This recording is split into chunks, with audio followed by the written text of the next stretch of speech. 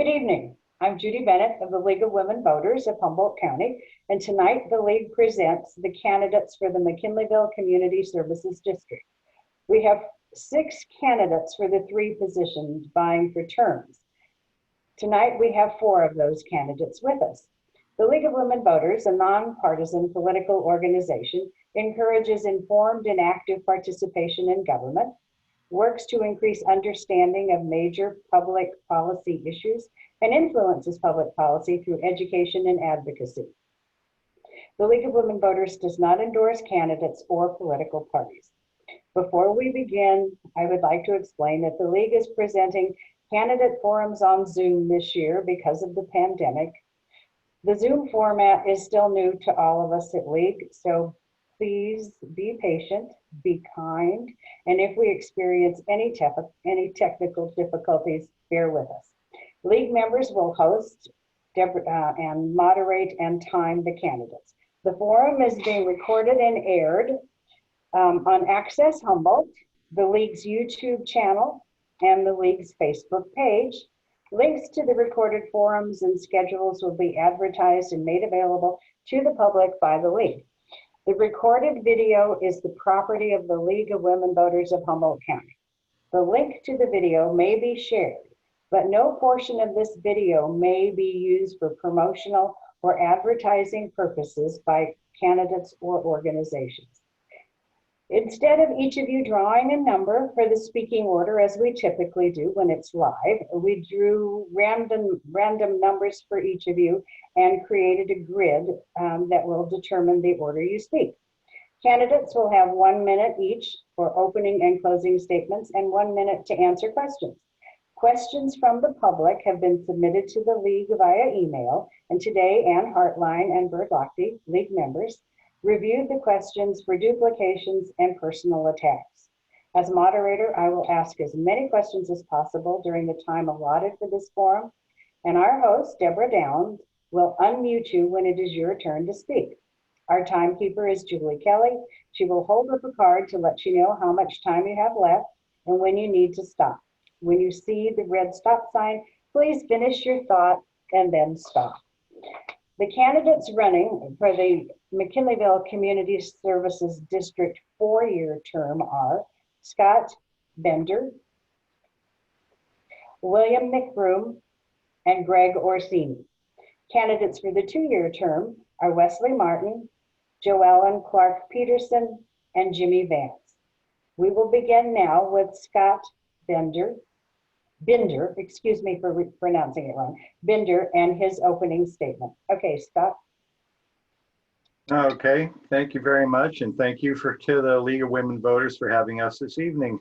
My name is Scott Binder, and I'm a candidate for one of the 2 open 4-year seats on the Board of Directors of the MCSD. I'm 56 years old, and I'm a McKinleyville native. I was born and raised up above Clam Beach. I went through the school system. I am a graduate of Mac High in 1981. I currently serve as the Vice Chair of the MCSD Recreation Advisory Committee, and I'm the 5th District Representative on the Humboldt County Citizens Advisory Committee on Measures the Expenditures. I'm also an active member of the McKinleyville Community Emergency Response Team, or CERT team, and serve as a sworn disaster service worker volunteer. I actively fundraised and solicited community help in order to restore our iconic Horses Have the Right of Way sign that sits atop Bella Vista Hill. In 1995, I founded and currently organize the McKinleyville Community Trash Bash. I also organize and execute graffiti removal as well as other community beautification projects. Looking forward to your questions. Thank you. Thank you, Scott. Okay, next we'll go on to William McBroome, who I will now on call Bill McBroome. Thank you very much, and thank you to the League of Women Voters for hosting this evening. My name is William Bill McBroome, and I've lived in McKinleyville with my wife, Leslie, for 20 years. We have 3 children ranging from 8 to 28 years of age who also live in McKinleyville. We've been active in our children's schooling from Morris to Dow's to McKinleyville Middle School and Mac High. I have 20 years experience serving on nonprofit boards and committees as board members and or president, as well as experience in managing volunteers. I was employed with MCSD for almost 15 years, and during my tenure, I became certified in wastewater treatment, water distribution, and drinking water treatment. I was involved in many upgrades to the McKinleyville infrastructure, such as the upgrade to the wastewater treatment plant, the Ramey booster station, the teen center, and library lab, to name a few. I'm fully experienced in the day-to-day operations that keep water flowing and maintenance of the facilities that makes McKinleyville a wonderful place to live. I believe that MCSD Parks and Recreation are some of the best in the region, and I believe they need to be funded in a way they remain at the top of the class. And if elected, I look forward to helping guide McKinleyville Community Services District into the future in a fiscally responsible manner. Thank you. Thank you, Bill. Now we'll go on to Greg Orsini. You need to unmute yourself.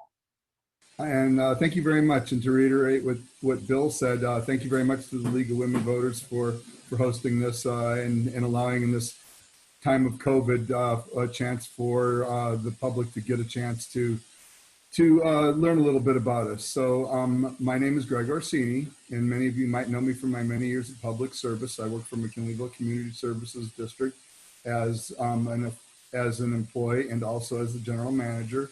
I've been a resident and an active member of our community for over 30 years. My wife, Christy, and I have raised our children here and intend to spend our retirement years here finding ways to give back to this wonderful community while spending time with our children and our grandchildren. I have a very unique perspective, having worked for McKinleyville Community Services District for 30 years, from entry level all the way up to being the general manager. I think that I am very much prepared for this, to be the to be a board of director for McKinleyville Community Services District, and would very much appreciate your support on election day. Okay, thank you, Greg. And our last candidate that has joined us tonight is Joellen Clark-Peterson. Okay, Joellen, let's hear from you. Hi, and yes, thanks to everyone for keeping democracy alive here locally. This is awesome. Yeah, to give you a little background, I'm born and raised in Eureka. My parents pretty recently retired from Eureka City Schools as teachers. I have a long history of community service, even as a child. But first officially, I was a Peace Corps volunteer for the United States and Eastern Europe. And then later I worked for KMUD Radio News under now Supervisor Estelle Fennell. She was the news director then. I worked for the Mateel Community Center. And most recently, I've been the director of the Arcata Chamber of Commerce for the last 5 years. I bought a home here in 2018. I'll probably and hopefully die in beautiful McKinleyville. And I would love to and have the privilege to serve the community on the board. It's a fantastic district, and I'd love to be a part of the good work. Thank you. Thank you, Joellen. Okay, so now we're going to start our question section, and we will start with Joellen. Joellen Clark-Peterson will get the first question, which is, what is your perspective on tax increases to support the maintenance and operation of parks, recreation, and public facilities? Well, I have to say that I'm not sure it may come to that. As far as I understand, we could try to do other things with Parks and Rec. Could we rent out the commercial kitchen, promote that more? Could we have new ideas for Parks and Rec, like maybe adult learning, or refigure our agreement with First Five? So there's things we can try to do, but it may also come to asking the community, is it worth it to you to raise the tax? And I don't know how much, but that's a final outcome. That's a final place to go, but it's possible. Thanks. Thank you. Okay, Bill McBroome, the same question. Would you like me to repeat it, or are you good? I'm good. Thank you very much. This is actually one of the things that I've been doing a lot of thinking about. The parks are a wonderful place, and the parks really do make a community. And if we can't take care of the ones we got, we need to figure something else. So I have some concern when we start expanding and putting in new parks that we can't, when we only have so much staff to be able to take care of the parks, now we're spreading them even thinner. Without future funding, expanding the parks becomes more difficult to be able to maintain.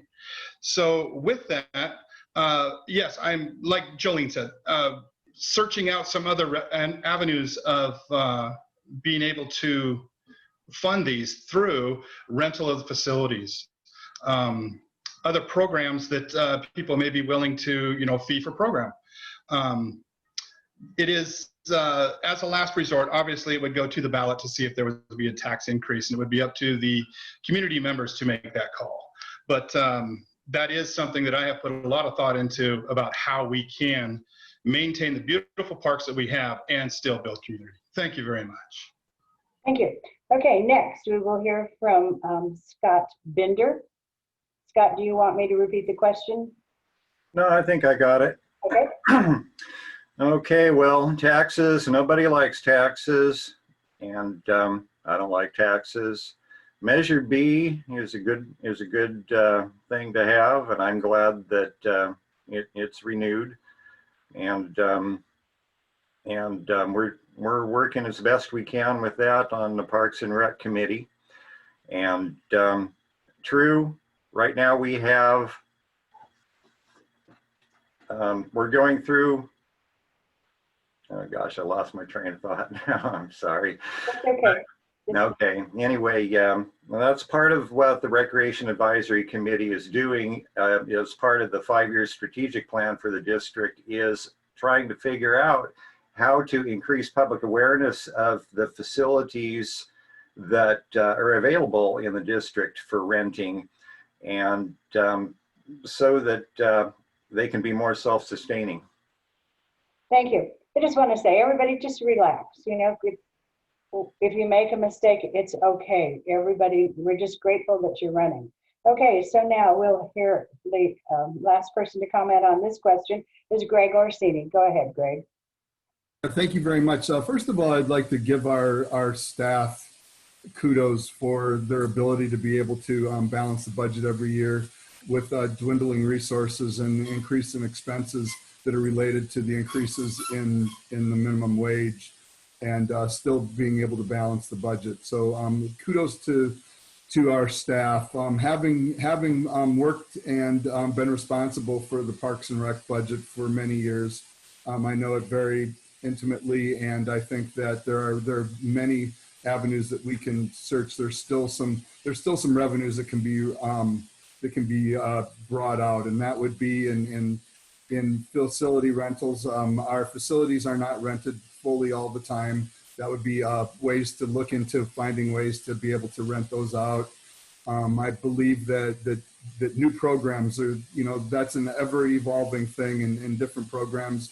We were cutting edge on when they allowed people to go back to work with the COVID. We were first in the area to be able to provide health care or child care that was approved by the county for that. And then there's also our staff is excellent at going after grant funding, and I can see in the future that there'll be a bunch of grant funding that will be available. But ultimately, I believe that because of the costs of the increase in the minimum wage, that we are going to probably have to, as a last resort, look at increasing or taxing a little bit higher.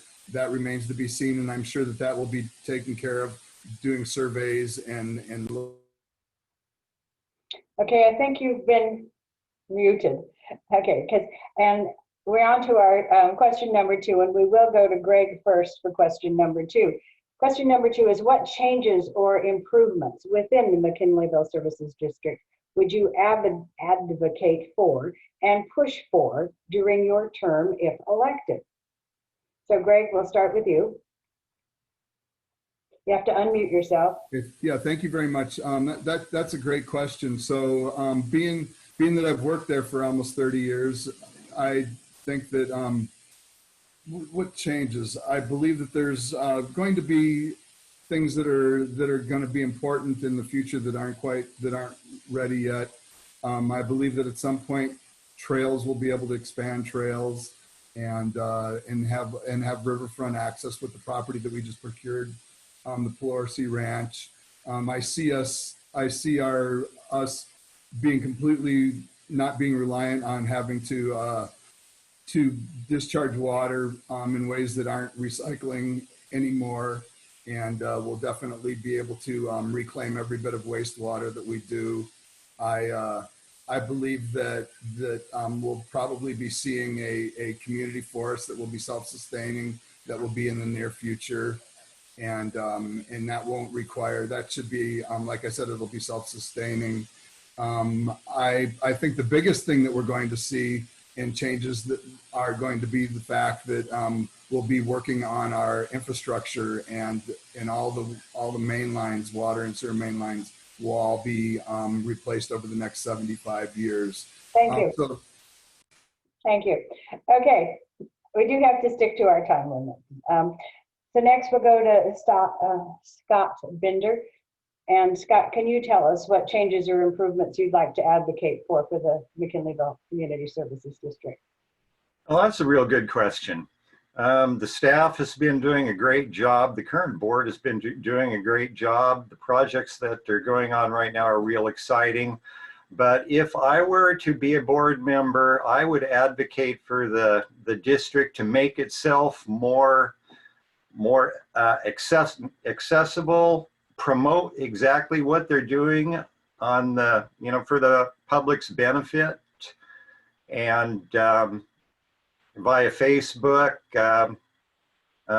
things other than the thing that they send out every so often with the water bill.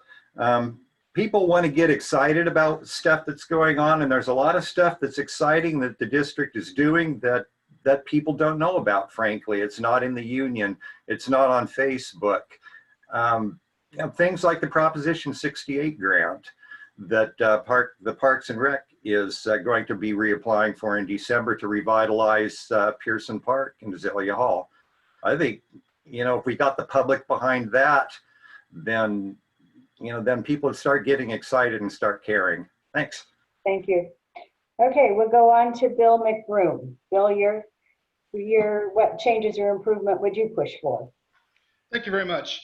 I think that the staff and the board now have actually done a very good job on being proactive and taking care of the needs of the citizens of McKinleyville in water capacity, the wastewater treatment plant upgrade, the parks, taking care of the parks. They've done just a fantastic job. I think some of the infrastructure relatively soon is going to need to be dealt with when it comes to the water and sewer, especially in the mains and things are going to need to be replaced. I know there's some sewer mains they're looking at doing now, which is great. Before they become a problem, they are being dealt with. These are all things underground that you usually don't see. So it's hard to push for something like that it's working and we don't see it, just let it go. Well, if you don't take care of it, it will go away. But I think that they've been doing a fantastic job, and I think we just need to continue in the manner in which they are. So with that, I don't have any personal things I would push for. I would like to see us keep going in the same direction. Thank you very much. Thank you. All right, Joellen Clark-Peterson, let's hear your ideas.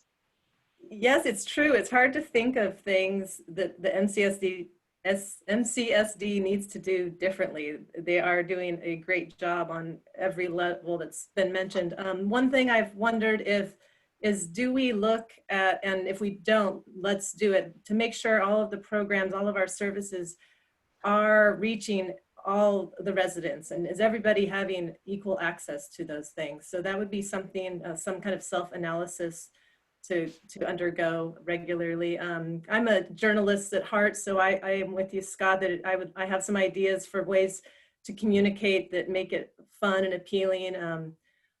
Maybe not so much on this, social media and print, the whole thing. So I have some ideas for how to communicate what we're doing. So yeah, I think we're on a great trajectory, and that's why I do want to be part of this district, actually. Okay, thank you. So Joellen, we're going to stay with you for question number 3, which sort of hinges on question number 2. So I'll read it to you. What changes or improvements within MCSD do you see serving the greatest good for McKinleyville residents? What evidence makes you believe this is for the good of the whole and not for just a small segment of the community? So what changes have not been made yet that do need to be made for the good of the whole? Right. what, changes or improvements do you see serving the greatest good for the whole? And then the second part of that is this good for everybody or just a few?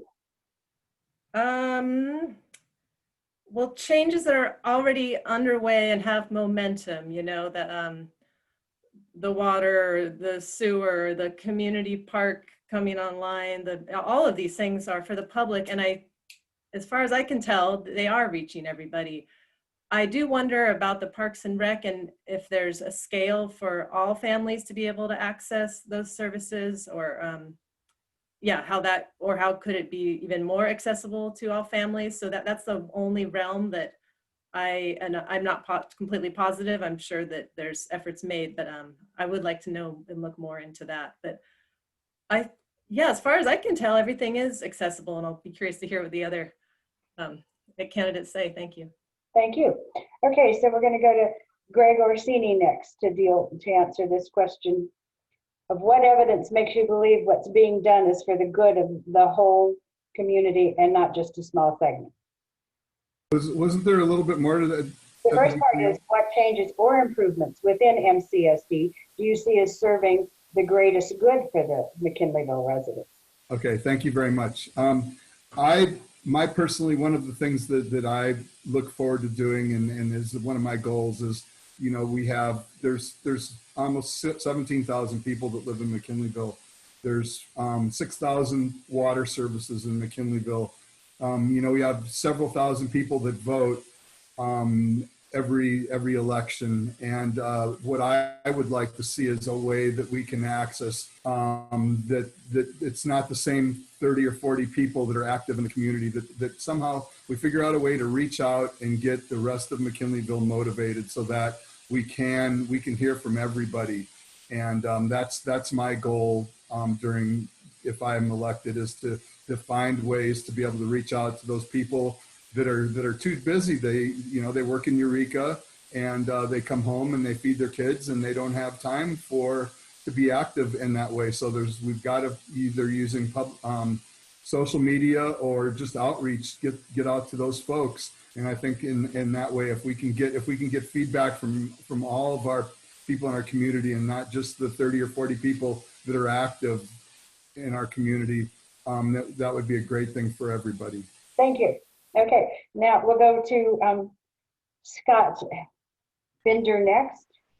Scott, do you want me to repeat the question? No, I think I got it.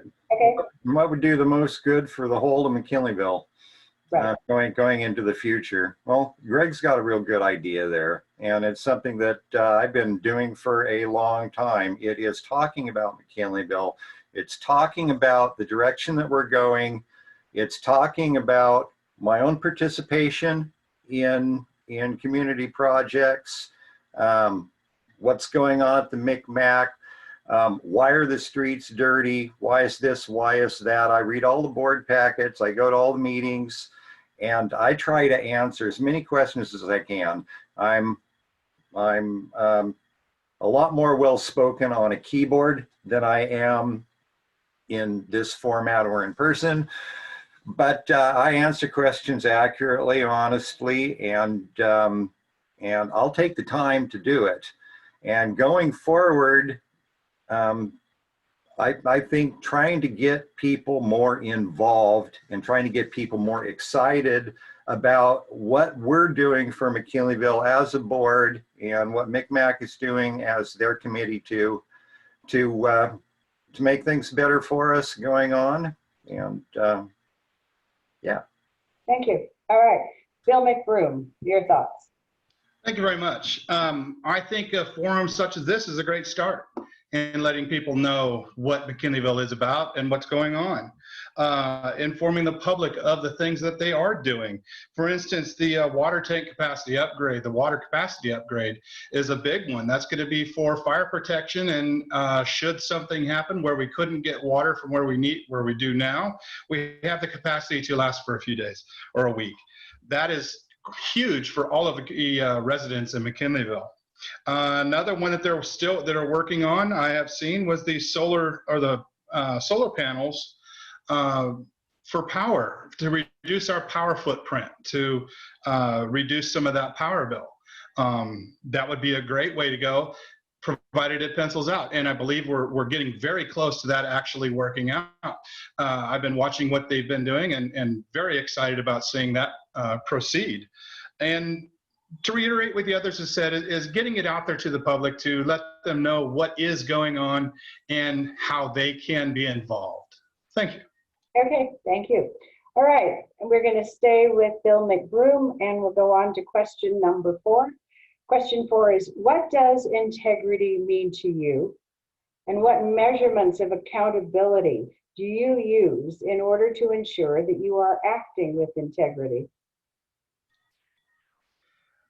Integrity means to me is doing what you said you'd do, standing up for what you believe and doing what you had promised. The way I measure that in myself is that I look in the mirror. Can I look in the mirror and say, yes, that was good? Does it feel right? The golden rule, do unto others. I really do believe in that. I try to live by that. I try to be helpful when I can be helpful, and be one that when somebody recognizes me or sees me on the street or we get to talk, is we leave the conversation I'm at a loss for how to put this, with the fact that yes, I did do what I said I was going to do, and I followed through. Follow through is a big one. My measurement of integrity is, like I said, being able to look in the mirror and think that yes, I did make the right decision. I did go the right way with that. Thank you. Thank you. All right. Next, we'll go to Scott Binder. Okay, well, integrity to me is just a dictionary definition of integrity, just like Mr. McBroome said. Don't lie, don't cheat, don't steal, tell the truth, you'll never be caught in a lie. Do what you say you're going to do, follow through with it, be honest not only with other people, but with yourself. And that's going to take you a long ways in life. And that's about all I have to say about it. That's great. It's very cut and dry. Okay, thank you. All right, next we go to Joellen Clark-Peterson.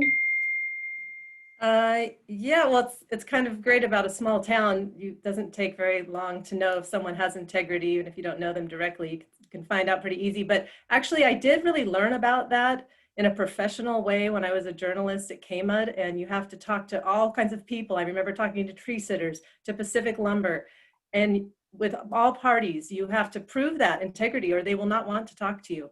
And you do that by listening, by repeating what they say back to them so you truly understand, reporting what they really said and not transforming it into your own words and to your own angle.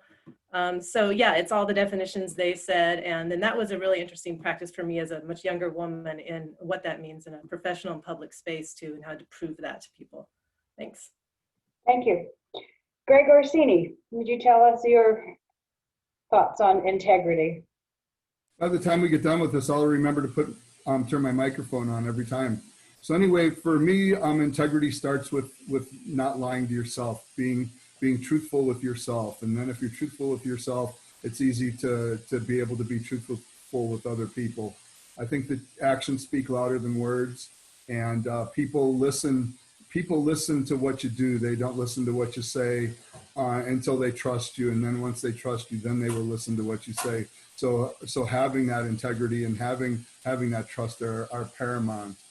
I think that it's a moving target, and we should all be striving. And I know that I'm always striving to improve my integrity, because we're not perfect. And so it's always I'm a work in progress when it comes to my integrity. And what's my test for that? Well, if I can make eye contact with that guy that I'm looking at in the mirror at when he's brushing his teeth in the morning, I know that I'm doing a good job. Thank you. Okay, we'll go on to question number 5. We're going to start with Joellen Clark-Peterson. Question number 5 reads, what will you do to enhance law enforcement and get more county sheriffs to McKinleyville? I have talked to a lot of people. I've done a crash course, and that topic has not gotten too deep. I'm trying to think. Well, if the community wanted to give the district another power, you know, we have the 5 now. I mean, that could be one of them, but I believe the community would have to grant that authority. So in the meantime, I know that some of the board members have regular conversations with the sheriff, and, you know, we provide the place where they rent. And so I know that there's conversation and there's a good strong link there, but in terms of getting more officers here, as in my experience, it's all about the citizens reporting things, and then they travel more in your area wherever you're reporting. So that's where I'd leave it at that for now. Okay, thank you. So we'll go on to Bill McBroome. What would you do to enhance law enforcement and get more sheriffs, county sheriffs for McKinleyville? As Jolene had stated, that it really doesn't fall within the purview of MCSD. We can, as a district, we may have a bigger voice with the county if needed, but like she said, we do supply a substation to the sheriffs, and it is taken care of through the Parks and Rec staff. They do go in and do a cleaning there occasionally. That's a very good question. I am not sure what lies within our power to be able to do for that. Would I like to see it? I certainly would. But short of campaign writing from the citizens of McKinleyville, I'm not sure what McKinleyville Community Services could do, and I am completely open to someone enlightening me of what we can do. Thank you. Thank you. All right, so we'll go to Greg Orsini and get your thoughts on this. Well, thank you very much. First of all, I'd like to recognize all the work that's been done so far. There was a lot of talk that we did when before Measure Z came out. Excuse me. And so the Measure Z, the onus for Measure Z came from conversations between the McMac and McKinleyville Community Services District. And so the increase that we're seeing in coverage right now is a result of Measure Z, and that was all because of McKinleyville Community Services District and the McMac working together. McKinleyville Community Services District provides the law enforcement facility at a reduced rate, and we've been very artful at being able to cover the costs for the sheriff's department and getting trade for the rent of the facility. So, and I will see the facility will be increased, the size will be increased soon. I think that everybody so far has covered it. Right at this point in time, McKinleyville Community Services District does not have the latent power for doing law enforcement, and I don't think that I think that the sheriff's department is much more efficient at it than we could be. So I think that it was just going to be talks with the sheriff's department and with the sheriff, and I believe that we have. I think you've been cut off. Thanks. Okay. So I think everyone had a chance to. No, Scott, you didn't. I didn't give you a chance. So thank you. I'm looking at my things. Okay. So let's go to Scott Binder, and he'll tell us his ideas about more sheriffs in McKinleyville. Okay, more sheriffs in McKinleyville. Gosh, I hate being last. Everybody takes all the ideas. But anyway, first thought that popped into my head when I heard your original question before it was answered was that this is not the mission of the Community Services District. It's not water, it's not wastewater management, it's not street lights, it's not open space management, it's not Parks and Rec, and it's not library services. How I would try to increase sheriff's presence in McKinleyville personally, I'd go to the McKinleyville Municipal Advisory Committee and put in my 3 minutes worth of comment, and then I'd start letter writing. And that's what I would do. All right, thank you. Just to remind you, these are questions that came from the citizenry. So somebody, people don't know how to get more sheriffs, and that's why they're asking that question. Okay, we'll go on to question number 6, which is, we will start with the Joellen Clark-Peterson. Please explain your position on the incorporation of McKinleyville. Okay. Yeah, it's sort of similar to the sheriff, but there's a little bit more going on there. First of all, it's mostly in LAFCO's hands. They play a really important role with incorporation. They would have to do a feasibility study that would cost money, who would pay for it, blah, blah, blah. But ultimately, this decision will not come to the district. It will come to everyone who votes in McKinleyville, you, me, husbands, adult children, all, so this is not a district decision. We do want to be at the table in all of these conversations between the county and LAFCO, et cetera. So it is important for us to be involved in the conversation. I actually don't have a position at this point. I'm really interested in seeing the numbers that Supervisor McBroome has asked the county to deliver so we can see the numbers. I mean, it's in big part a financial decision. How do we make that decision, any of us, without seeing those numbers? Thanks. Okay, thank you. So next we'll go to Scott Binder. Okay, well, I don't have a position on incorporation because we don't have the information to make a logical decision right now. Like Joellen said, we don't know whether we can support ourselves or not. Right now, the county is in the process, thanks to Supervisor McBroome, to find out whether we take in more than we give to McKinleyville or give to the county or vice versa. And that's probably the first step that we can take to see if it's financially feasible for us to incorporate. It all comes down to the dollar sign. If it is, then it goes back to the people if they want to incorporate. And if the and you're going to have to work a good deal out with the county because due to revenue neutrality laws, the county is not going to take a financial hit. And LAFCO won't approve anything that is going to make the county go in the hole on this. All right, thank you. Bill McBroome, your thoughts on this? Thank you. It's been covered pretty well. I know that this ball has been kicked around for quite a while about the incorporation of McKinleyville, and it really does come down to a financial decision, as the others have stated.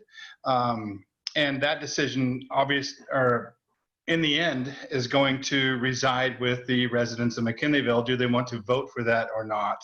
And it may require them to open their pocketbooks to do so. So as far as my take on incorporation, I don't know that it pans out at this point, but I'm not a financial specialist, so we need to see what the professionals say, and then we'll take it from there. And ultimately, it does go to the people. It lives and dies with them. Thank you. Thank you. Okay, Greg Orsini, we'll finish with you. Thank you. Yeah, so I get cleanup. So yeah, as everybody stated, there's this financial questions that have to be asked, whether this would pencil out and whether the people of McKinleyville would be able to afford with the money that they could get back from the county to pay for this. McKinleyville Community Services District has a budget of about $12 million this year. The city of Arcata is about the same size as McKinleyville, and their budget's $40 million. There's quite a bit of difference there that would have to be made up. So my position on it is my position doesn't really matter on incorporation because all I'll have when it's all said, done, and over with is one vote. And I think that there are other ways that we would be able to work this out. And I think that a lot of the people in McKinleyville that are wanting incorporation has to do with planning powers. And McKinleyville could get planning powers without incorporating, and it could either be done through a regional planning commission that's sponsored by the county, or a special district could be formed that did planning. So if that's the main thing that people want, that might be a lot easier to tackle than trying to figure out how we're going to fill in and come up with $40 million to run a city. Thank you. All right, we'll go on to question number 7. We'll start with Joellen Clark-Peterson. Question number 7 is, how can MCSD work with the county to ensure good planning for McKinleyville? Good planning. Let's see, the McMac is really important, and so much appreciation to all the people on that. That is our direct voice to the county. And so it's important to show up to the McMac and let them know what you think so that they can then, pass it along. Let's see, there are regular meetings with the supervisor and the board president are important and happen. And so that's really what it is. It's just plain old-fashioned communication and frequent, so that even if there's not something to meet about, to still meet, just to keep that connection going. So I think that was the question. How can we best communicate with the county? I would just say to ensure good planning for McKinleyville. Oh, right. Okay. So good planning comes back down to good communication. So they know when they get the state mandate and bring it to McKinleyville, that they know what McKinleyville wants. So thank you. Thank you. Okay, Greg Orsini. Thank you.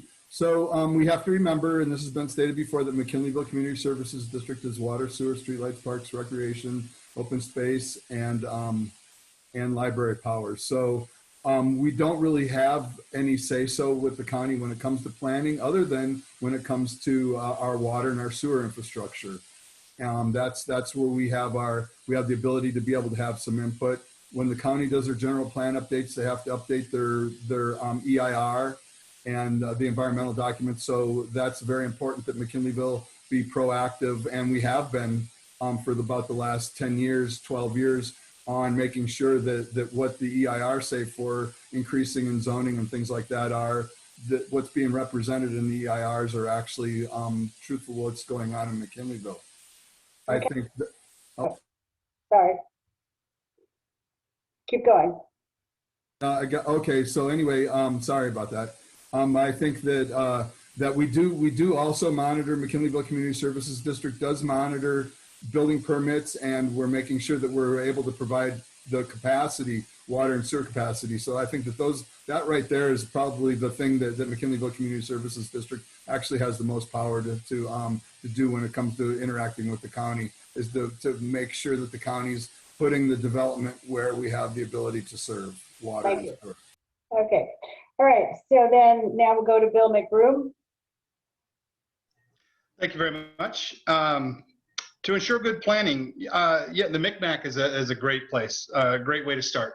Once again, it's our voice to the county. It's a direct voice to the county. And so we need, as citizens, we encourage them to please pay attention to what the MCMAC, what's going on with the MCMAC, and also interact. Give them your voice so they know where to go. Water and sewer capacity is huge.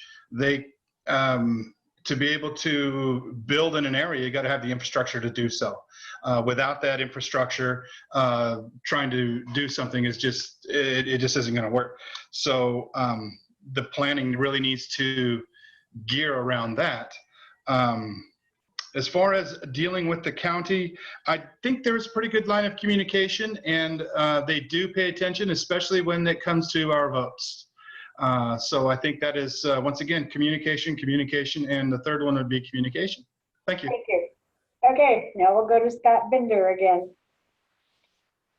Hi, well, I did attend the general plan update meetings and the housing element update meetings, and I know that we're going to be doing infill for housing here, and one of the things that the district is doing, one of the goals in, I believe it's the 5-year strategic plan, is to get together with the county, find out how many building permits they're going to be issuing to satisfy the housing element versus the water and sewer capacity that we have. And that's about the only interaction I think that the district does with planning. This is all handled through the municipal advisory committee at this point.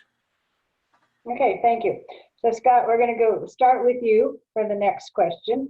And that question is, do you see any role for MCSD in helping ameliorate the disastrous effects of climate change we are experiencing in California? Yeah, well, we're doing it right now. I'm very much looking forward to seeing a great big array of solar panels on an unused pond down at Hiller Park.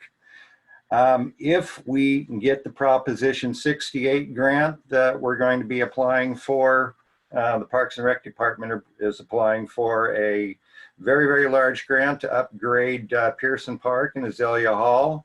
You will be seeing covered parking spaces covered with solar panels that is going to be providing power to the facilities there. Those are two of the great big things. Also, I know that Greg's going to know this. There's a grant where we're going to be able to get a couple of batteries, one for the Fisher Road facility, I believe one for the Hiller Road facility that's being supplied by Tesla, and this is going to be 100% funded, and they're even going to install it, so we'll have battery backup for free. And this is just as of the last month they submitted the paperwork district-wise. Thank you. Okay, let's go to Bill McBroome. Thank you very much. One of the biggest expenses and also one of the biggest uses of the power in McKinleyville is moving water up to the tanks, plus moving it to the wastewater facility, and then treating that water.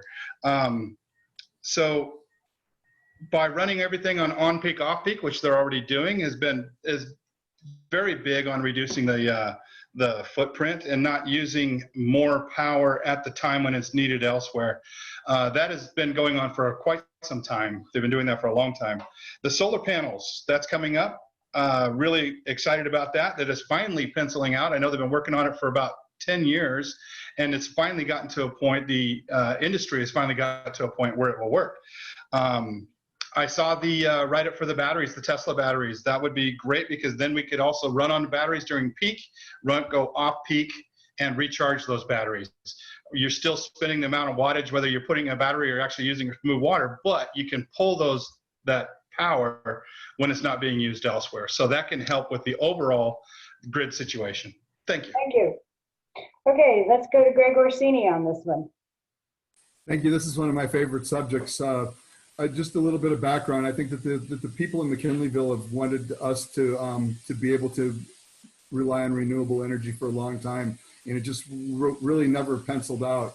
And with the grants and the low interest loans that we were able to get through the state revolving fund, we're able to build the arrays at the wastewater management facility. The wastewater management facility is our our biggest user of electricity.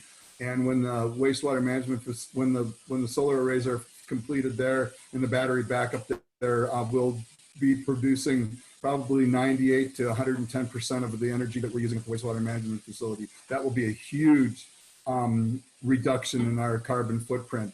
Also, as part of the Prop 68 grant, as Scott mentioned, the whole Pearson Park will be completely self-reliant. It will generate all the power that it needs through solar energy and battery storage for that. And then also the battery storage is another important thing for load shaving and being able to charge the batteries when the power is cheap, and then use the batteries when the power is expensive, which will reduce the cost. Also one quick thing is also storing carbon in the community forest. We'll be able to sequester lots of carbon when we're growing trees in the community forest. Okay, all right. Joellen Clark-Peterson. Yeah, this is such a great way for people to get informed that, yeah, we're doing so well. And who would have known maybe that McKinleyville would be so far seen in this topic. Yeah, the Tesla charging stations, the solar microgrid arrays, the community forests. I did recently learn though that McKinleyville is not listed when, like say they go to Arcata and they can show them charts about sea level rise and how climate change is impacting the environment, that they do not have those stats for McKinleyville, and that it has something to do with us being on the HCOG. And if we were, then we would have those numbers. So I think that's interesting that we don't have those numbers, but nevertheless, yes, we are doing all of these things because we know we maybe don't even need these numbers because we know we need to move forward and be thinking about it. All right, thank you. Okay, question number 9, we'll start again with Joellen Clark-Peterson. Question number 9 reads, how should McKinleyville Services District prepare for population and housing growth in McKinleyville? Okay, oh, you're categorizing these so well.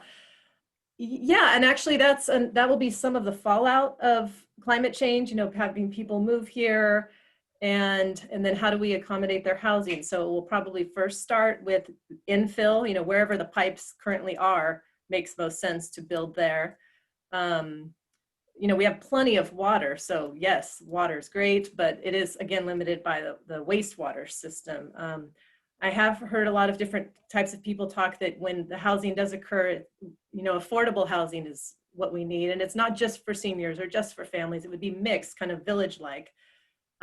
So that could be something that McMac is, you know, our engagement tool in terms of housing and population growth. Thank you. Okay, Scott Binder. How should MCSD prepare for population and housing growth in McKinleyville? Well, we are. The US 101 pipeline retrofit is going in. That's going to increase the length of time that's going to be serviceable, and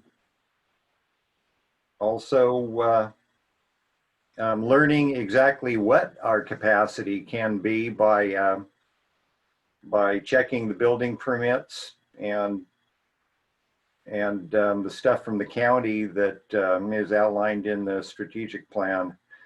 Just making sure that we have capacity, both water and sewer, to handle this type of growth, especially in light of the housing element update and the potential that we are going to be having, well, actually the requirement that we have to add the housing here. Okay, thank you. Greg Orsini? Yeah, thank you very much. I think that that housing's something that we're all very aware of around McKinleyville, and we know that the cost to build a house or to move into a house in McKinleyville can be quite limiting for a lot of the people that want to live here. I think that one of the most important things that we're doing as McKinleyville Community Services District is as part of the mainline retrofits is identifying lines that need to be upsized, and instead of replacing those lines, they'll be upgraded, and so the lines will be bigger, which will be able to provide more service and more infill in those areas. I think another way that we've worked really hard through the McMac with McKinleyville Community Services District is multi-use, which would be commercial on the bottom and residential on top, so that there's a potential for lower income people to be able to have a place to live. We're just going to have to bite the bullet, and it's going to take more multifamily dwellings, 8plexes, and that sort of thing to be able to increase the amount. But that's something that McKinleyville won't have any say-so on. We're just going to have to make sure that we can provide the water and the sewer for that increase in infill. Thank you. Okay, we'll go to Bill McBroome.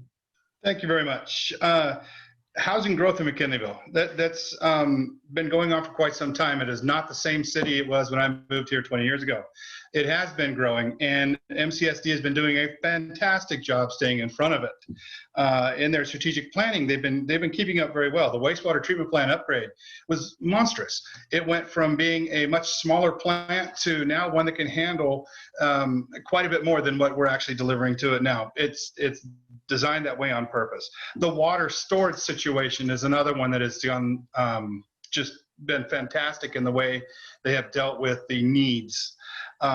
Once again, county planning on the infill is where we need to get our word in there about, like Greg was saying, have more 8plexes, more multifamily dwellings, so that we have the property and we can stay within the guidelines of our current facilities, and also taking care of what we do have in the ground right now. Thank you.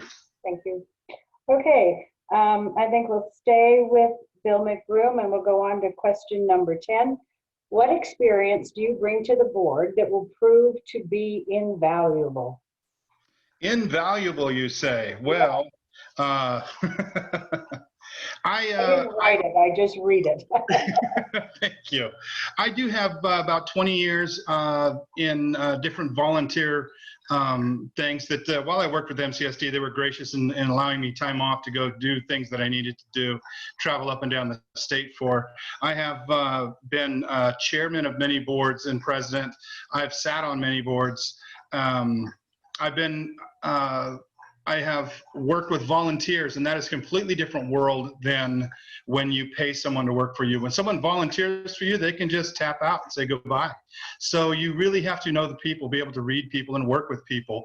And you have to be able to come to agreements. That's a big one. Right now, in today's polarized world, it is becoming harder and harder to do so. But I think that is something that is paramount in a leader, in someone in this sort of a situation, is to be able to come to mutual ground, to be able to find mutual ground, and then work off of that. And hopefully I'm one that can do that for you. Thank you. Okay, thank you. Let's go to Greg Orsini next. Yeah, could you repeat the question, please? The question is, what experience do you bring to the board that would prove to be invaluable? Well, so I'm not going to even talk about the 30 years that I spent working for McKinleyville Community Services District and the 8 years I spent as a general manager. I think the experience that I have is much more dynamic than that. I believe that my ability to work with other people that have differing ideas than I do and build consensus is one of my greatest attributes. To be able to listen and to be able to accept things and to understand that and put my ego to the side and understand that nobody has all the good ideas, and the best ideas are when you collaborate. I think that my standing on the board as the California Special Districts Association State Board for Special Districts, I was the board president on that. I was the treasurer of that. I was the secretary of that board. So I have benefit of being on boards at the state level. I was the president of our local Rotary Club. I was the president of the California Water Environmental Association North Coast Chapter. So I've sat on many boards. So I have that experience. I also know what makes the state tick. And I know where the grant funding comes from and how it's issued out. And I've been great for the district being able to get us a lot of grant funding. And I know all of our legislators by their first names, and they know me by my first name too. So that can't be. Thank you. Okay, let's see. Next we'll go to Scott Bender. Hi. I think that my best attribute would be my ability to communicate with everybody. I'm very active on social media, like I said, and I've got friends that are on the right and the left of the political aisle, and I can get along well with all of them. I can talk to them, understand what they're trying to say, and empathize with what they're saying. All they want to do is make the world a better place, just like I do.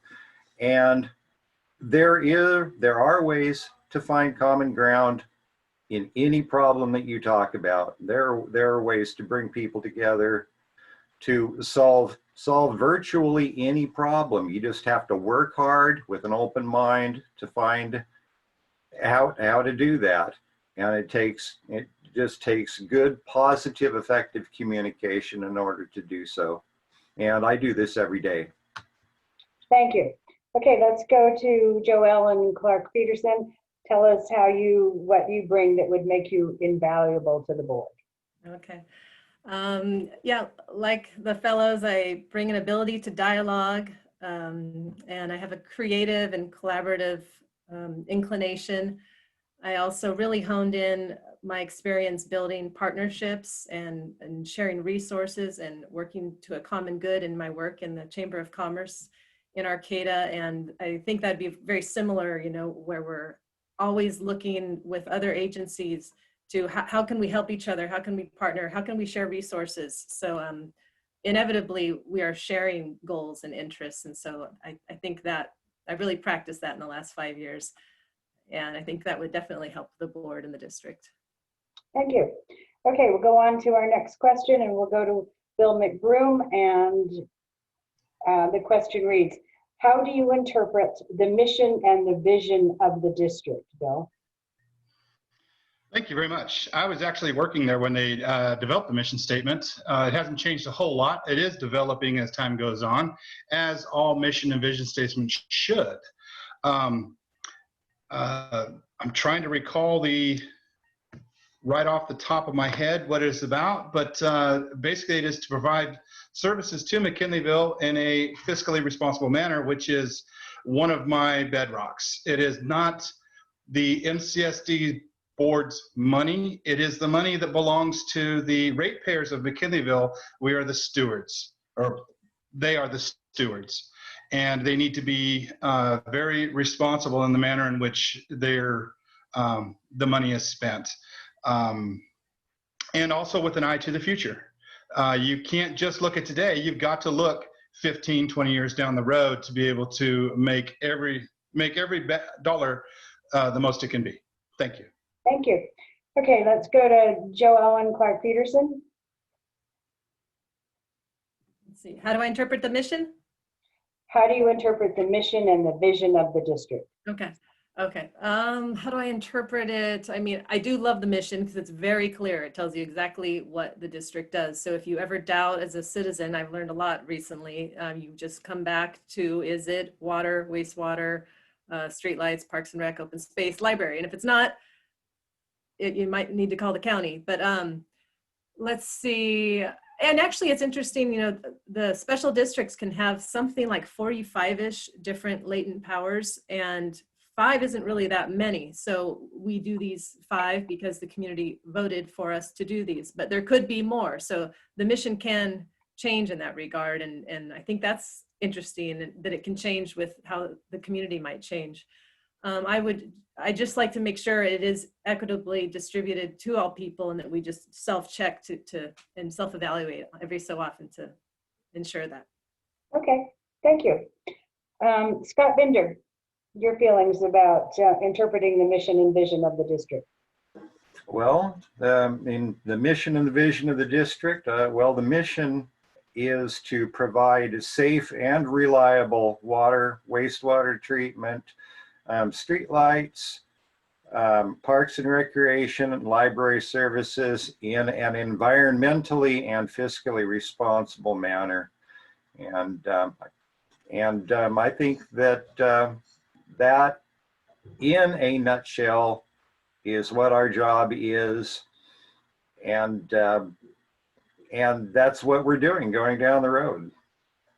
And even right now, with the solar arrays going up down at the Hiller Park wastewater treatment plant, and what possibly we could be getting with Proposition 68, that's the environmental part and the carbon credits. And the fiscal part is just basic financial common sense. I don't owe a dime to anyone. I paid my house off in 14 years. I can bring that type of thing to the board. Thank you. Thank you. Okay, Scott. All right, let's hear from Greg on how you interpret the mission and the vision of the district.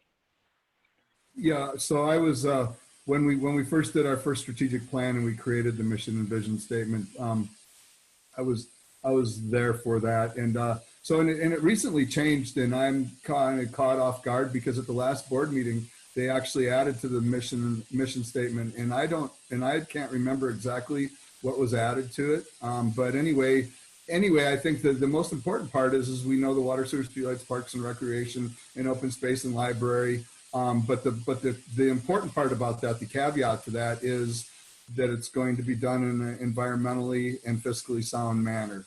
And I think that right there is the most important part. I think that the district has been run like a business, and I think that's why it's doing as well as it is. The district does not operate in the red. They're putting away reserves, and for the future, the money's cheaper now than it's going to be in 10 years when you need it. So it's good to have the reserves. And I think being fiscally responsible is very important. And of course, one of the things that people don't understand because it's just so seamless is the responsibility that McKinleyville Community Services District has for the environment when it comes to taking all the wastes that are flushed down our toilets and taken care of. Thank you. Okay, we're going to change the topics a little bit now and go on to, and let's see, where am I, to our next question. And we'll start with Scott Binder. Do you feel homelessness is a problem in McKinleyville? And if so, what is your plan for it to address it? Well, homelessness is definitely a problem in McKinleyville. According to the last information I had, there are approximately between 90 and 110 homeless individuals in McKinleyville right now. They're being taken care of mainly by charitable organizations. Church of the Joyful Healer, God Snack provides them food. Some friends of mine that live nearby, and Joyful Healer is doing very good. What we're going to have to do is something that we can't do as a district. It has to start from the state. It has to start down in Sacramento and then go to the county and then finally come up here. That money has to come from somewhere. And that's really where it has to come from. But we can try to provide them a safe place to camp, and water and sanitation supplies. If we can do that, that's all we can really do as a community or a district. Thanks. Okay, thanks, Scott. All right, Greg, let's have your take on if you feel homelessness is a problem and what you could do as a board member to address it. Well, one thing I'd like to recognize that homelessness is a problem in McKinleyville. It's a problem in the state of California. 25% of the homeless people in the United States live in California, so it's definitely a problem. As long as there's people that are unhomed that want to be housed, it's going to be a problem. And I think that McKinleyville, our ability to be able to address that is very limited because of where our money comes from and how that's done. But I think personally, that's been one of the things that I've focused on outside of my career is figuring out ways that we can deal with the homelessness situation in McKinleyville. And I think that we'll be seeing things that'll be coming along. There's going to be a committee that's put together for McKinleyville Community Services District that's going to be looking into homelessness issues and how there might be funding for that in the near future. So stand by. Thank you. All right, Bill McBroome, did you address this, please? Thank you.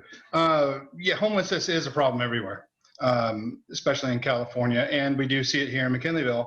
Until the root cause is discovered and dealt with, there's not a lot that, well, there is stuff that we can do. The county has a lot of outreach. Unfortunately, as the board of directors for McKinleyville Community Services, they're very limited in what they can do because of where the dollars come from. As Greg spoke of, the ratepayers' dollars need to go to the right areas. You can't just spend them however you want. That being said, I believe that through the Parks and Rec, there may be a way of doing this, and I'm excited by what Greg said to see what has coming down the pipeline. That is very interesting. This is the first I've heard of it, and I am truly excited to see what sort of a solution or a quasi-solution that they are coming up with. I'm looking forward to seeing that. So thank you. Thanks. All right, Joellen. Yes. Yeah, I think any solution is going to come from some kind of partnership or resource outside of the ratepayers. You know, it was interesting how the governor declared the emergency, which would have meant that, yes, the district could have offered like a parking lot. But then, you know, you can't just do that. You have to manage it to some degree, and that would take staffing, which takes money, and you can't take people's water bills to do that. So that's where the hands were tied for the district. So it's not in the purview of the MCSD, but I'm glad to hear a committee is going to form and that maybe there's some grant money, because that's kind of the only hope at this point in time. Okay, thank you. We're going to stay with Joellen. And our next question is, how important do you feel it is to expand parks and bike lanes beyond the city center? Beyond the city, oh, just in general, McKinleyville. Um, oh, well, the more parks and trails, the better. I think everyone would probably agree with that. Of course, it's about the whole maintenance and keeping them safe, via maintenance. So I guess that's, to me, really the question. But I mean, the Hammond Trail is, I think, the gem of McKinleyville at this point, and the Mad River Rehabilitation or Enhancement Project and the community forest. I mean, it sounds like we're moving in that direction, and I would support that, and as far as we can, as much as we can make it happen, to make it happen. Okay, thank you. Okay, let's go to Scott Binder. How important do you feel it is to expand the parks and trails and bike lanes beyond the city center? I feel it's super important in terms of bicycles especially. We have quite a few Class 2 bike lanes going through town anyway, and the HCOG bike plan, I believe the last update was in 2018 or 2019, has Class 2 bike lanes going from Clam Beach clear up to Bella Vista. And recently, a grant was applied for by Caltrans to do a study of how to create a path that goes from Anna Sparks Way down to the freeway, so that we can safely get onto the bike lane down at the interchange at the bottom from Bella Vista Hill, because right now that's completely unfeasible. And thanks to the RCAA and Emily Sinkhorn especially for taking care of that. And I'd be excited to work on this. I already work on it through an ad hoc committee on McMack. Thanks. Thank you. Okay, Bill McBroome. Well, thank you. I think the parks that we do have in McKinleyville now are top notch, and so are the staff. It is great working with these people. When I used to work with these people, I worked with them on a volunteer basis also. As far as expansion, yes, parks build community. And without it, there is no sense of community. I mean, you're just getting people out there and getting together. And I agree with Joellen when it comes to being able to maintain these. And we need to be able to maintain them. So we need to look down the road when these are built. And I say when, because they will be. We need to be able to find funding sources to be able to maintain them and to keep them up. We've had complaints already for some of the trails around town, and they're doing the best they can. And so adding more to them without more help would be, once again, taking work from one place and putting it in another that now that's going to be set to the side. So I am all for it. I just think we need to make sure that we have the funding and the staffing to do so. Thank you. Okay, thanks. All right, Greg Orsini, let's hear from you.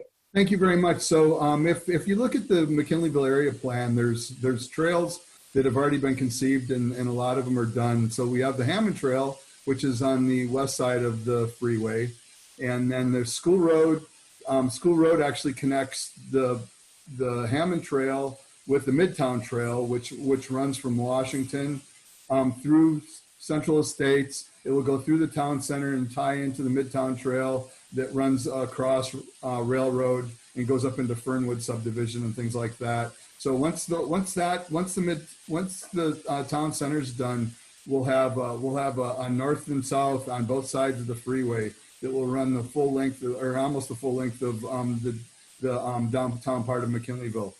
There's also the potential for trails that we would have when and if we have a community forest. There will be definitely trails, which will be more trails to the east of the Midtown Trail. And then, of course, now that we own property from School Road all the way around to Mill Creek, I foresee in the future a river access trails too. But of course, those things are going to come with time. We're going to have the money to be able to maintain them. Even if we can get grant funding for them, we're going to have to be able to maintain them. So that money's going to have to come from somewhere. Okay, thank you. All right, let's go to our next question. Let's start with Bill McBroome. And that question is, what would you do to provide better services and facilities near low-income housing? I believe right now all the water and sewer, I'm not sure of what services they speak of, because the everything that falls under the purview of the MCSD is there now: water, sewer, streetlights, parks and rec, library, and open spaces. I'm kind of at a loss for what services they are looking for. It's a pretty general question. So as far as the services that MCSD provides, I believe they're there. Okay. That's, yeah, thank you. All right, thanks. Scott Bender, do you have any thoughts on this question? Well, my thoughts on that are just what Bill said. It's not within our purview. We're doing great. But what I do have to say is, if you read the grant writing that was done for Proposition 68 grant that we're resubmitting, there's a lot of language in there about being accessible by lower income and the impoverished community, including the distance from the facilities that we are from where they live. And McKinleyville is so small that most of the people are within a half a mile of, as the bird flies, of Pearson Park and Azalea Hall. And that's my thought on it. Okay, thank you. Let's go to Joellen Clark-Peterson. Your thoughts on providing better services and facilities near low-income housing. Only thing I can think of about that is with the existing and even more so the oncoming trails over the years, to have them connect as much as possible so that you don't need a car. You could ride your bike, so you could get places without the expenditure of a car, or if you're a kid, being able to get there on your own. The center is coming in behind Burger King, which will have services for low-income people. So you need like 50 steps it will take to really serve low-income people, but the center would be one step, even though that's not in the district, but it's in McKinleyville. Okay, thank you. Greg Orsini. Thank you very much. I think that when the original general plan was updated and they were pushing for low-income housing, and they increased the densities from 8 units per acre up to 16 to 30 units per acre, and that will help with making it cheaper to get into a place in McKinleyville. But what it takes away is areas to recreate. No yards. You won't. If you look at a lot of these smaller, lower, more reasonable places to get into, they don't have any yards. So the important thing is going to be to make sure that we have plenty of regional parks and then also neighborhood parks, so that the kids have a place to go. I think that's going to be one of the most important things, is areas, the trails, and then also the areas to recreate is going to be one of the most important things, because I think the way things are now, the water and the sewer and the streetlights and things like that are pretty, those are addressed. So I can see the need for more areas to recreate. Okay, we are getting close to our closing time, so I think this will probably be the last question, unless you all just fly through it rapidly. Where do you stand in regards to Measure F, increasing taxes to fund the fire district to a more sustainable level? And with that, we'll start with Joellen. Oh, I'm hands down about Measure F. There was a fire on Whitmire near my house, and the guy was fighting it with his own hose until the fire department came. And if they hadn't, his house would have gotten scorched. To me, it's just a no-brainer. And I know people are on fixed incomes, and I feel for them. and yet, can you imagine your house burning down? Yeah, so to me, it's really black and white, and unless someone can convince me otherwise, I'm all for it. Okay, let's go to Bill McBroome, your position on Measure F. Thank you very much. Of course, the polls will tell. November 3rd, it'll tell us whether passes or fails. Standing on Measure F, I would have to say yes, I agree with it. The fire department, they've had a few measures go through already, and they've used that money to update their facility and update their equipment. They've done very good with that, and now it's time to update the staffing to go along with it so it can stay open. I do want to make sure that the monies are used properly. I would like to see some oversight. Not sure how that would pan out, but it seems like we just went through this, and here we are again. So I'm all for. We got to keep the fire department staffed so that it's just like the policing. If we don't keep it staffed, things go bad very fast.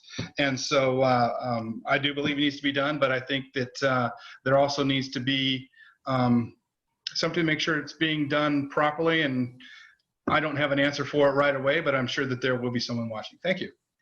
Okay, let's go to Greg.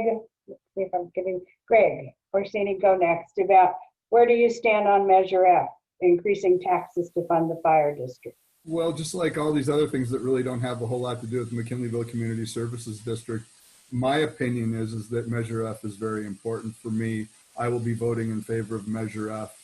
And I think that we have a very dedicated fire staff here in McKinleyville and Arcata, and they risk their lives in the best situations going into houses. And now that they're working with skeleton crews, it's only a matter of time before somebody gets hurt.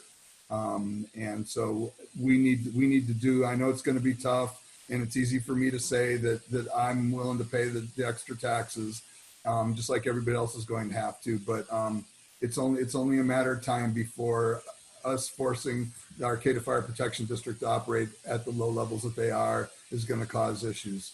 So, and we're seeing it all throughout the whole state where cities, where towns are burning down and things like that. We need to be protected. And I believe that we'll pay the money, whether we pay it on our taxes or whether we pay it in our insurance, our homeowners insurance, we're going to be paying for it. So we might as well. Okay, thank you. So Scott Binder, what's your feeling about Measure F? If you need flyers, I have them. Okay, 27 cents a day, people. Seriously. For a single family residence, it comes out to $97 a year. If you live in a mobile home park, it comes out to $75 a year. Now, they haven't had a funding increase since 2009. They've been living on a duo of FEMA grants for the last 5 years and on their own reserves for the last 2. It really is time to shoulder our own on this. And just for public safety, just over the last weekend, there were 2 calls that Arcata Fire was dispatched on, and then they had a 3rd call for a fire in Valley West. They had to call Blue Lake out. Now if that was a medical call and that was a cardiac arrest, that could have been someone's life. Cut and dry. Measure F. Okay, thank you. So now we're going to hear from each of you with a closing statement of 1 minute. And we're going to start with Joellen Clark-Peterson. All right. Yeah, if you look at who's on the board right now, and even who could be on the board, there is a ton of experience and expertise. And so that's great for so many reasons. And one of them is that it makes room for someone like me who wants to experience leadership in our community, who's interested in learning about McKinleyville, who will take the time to understand the issues. So I would welcome the opportunity. I have a proven record of seeking consensus and coalition building. And I'm not a wastewater operator or an engineer, but I do like working with others. I would welcome community input, and I think I would be a positive contribution to the board. Thanks. Thank you. Okay, Greg Orsini, your closing statement, please. Thank you very much. I think that the experience that I have, anybody that could get on the board and gain that experience over a 3 or 4 years period of time. So I don't see that as my best, what I have to offer. I think the most important thing that I can offer to the district is my ability to be able to build consensus, to be able to sit at a table with 4 other members and create policies, to be able to move McKinleyville forward in the future, a vision for where we should be and how we're going to get there, is what I have to offer to the ratepayers of McKinleyville, and an understanding that there's got to be, that you've got to operate the district like a business. The money's got to come from somewhere, so no ideas without a funding source is going to be my rule. So that's really all I have to say, and I very much would appreciate your support on November 3rd. Thank you. All right, thank you. Bill McBroome, your closing statement, please. Well, thank you very much. Like I said earlier, I do have a lot of experience in building teams, building volunteer teams, which is actually not as easy as it sounds sometimes. But being able to bring people together to resolve issues is something I see is not needed, but it is needed, but it's also part of something that's already being done. And I do look forward into taking McKinleyville into the future, or helping to take McKinleyville into the future, and a trajectory in which it is upon right now it's in a good direction. It's moving in the right way, I feel. And in all the ways we spoke about today, you heard everybody reiterate time and time again that it's going in the right direction, and I just look forward to helping that along, and I do look forward to your support on November 3rd. Thank you. All right, Scott Bender. Well, first off, I'd like to thank the League of Women Voters for having us this evening. And secondly, I'd really like to thank Bill, Greg, and Joellen for volunteering their time to give back to their community in this fashion. People need to step up and do the work that you want to see done for your town. This is my town, and I want the best for it. I owe it to the people that come after me, because I was treated so well in this town when I was raised, and I want to continue that going. I'm a serial volunteer around town. I've got my fingers in everything. I'm not afraid to get my hands dirty, but I'm also not afraid to get behind a desk and do number crunching and use my brain to solve problems. I will continue doing what I'm doing, keeping the community informed as to what's going on in McKinleyville, both on a governmental level, organizational level, a nonprofit organization, and try to raise awareness and try to drive participation, because an informed community makes better decisions for themselves. That's my bottom line goal for my candidacy, is just to keep people informed. Thank you. On behalf of the League of Women Voters and Access Humboldt, I want to thank you all for being here and making yourselves available to answer questions from the public. And especially, and from my heart, I want to thank you for running for public office. It is so very important to all of us.